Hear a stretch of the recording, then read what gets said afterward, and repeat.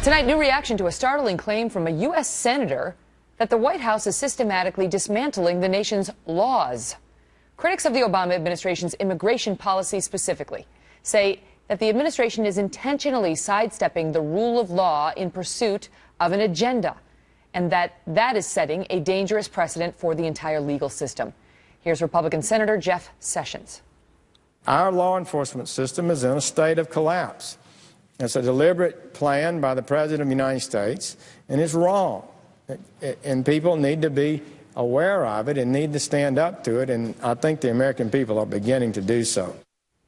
Joining me now, Republican South Carolina Congressman Trey Gowdy, who's a member of the Government Oversight Committee.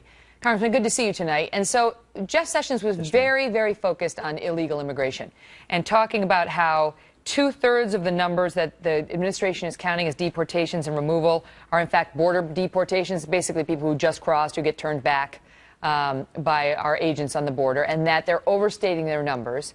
And he believes that we're now at a point where it's just complete lawlessness. He points to, among other things, this statement by our own vice president in March. Listen here. 11 million undocumented aliens are already Americans, in my view. Already Americans, he says. Your thoughts? Well, I just kind of discount what Vice President Biden says. Megyn, I'm just happy when his comments don't start a world war or embarrass a solar system. I discount what Vice President Biden says. But it's not just the Vice President. You know, I mean, it's Eric Holder, too. No, it's the Attorney General. That's the Attorney General, and I take that much more seriously when he says you have a civil right to violate the law. Let's just play that for the viewers. My apologies for interrupting you, and then I'm going to give you the floor. Let's just play it so that they know what we're talking about. Go ahead.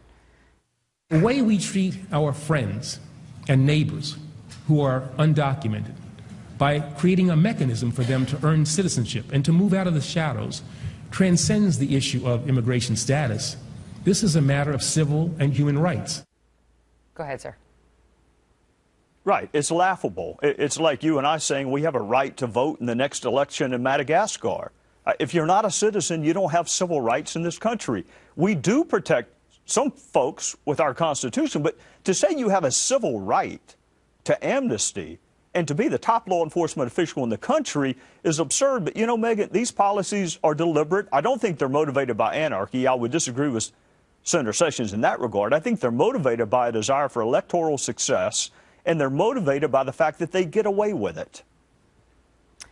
Is it motivated by a desire for electoral success or just a worldview? Because we've had a lot of discussions about what's happened under the President Obama, Eric Holder Civil Rights Division and their choices when it comes to enforcing those laws and so on. Is it motivated by, you know, them wanting to get certain voting blocks shored up, or is it they just view the population of illegal immigrants differently? They view you know, the civil rights laws and the voting laws differently. Well, how about the drug laws? I mean, he trumped a congressional statute with a memo.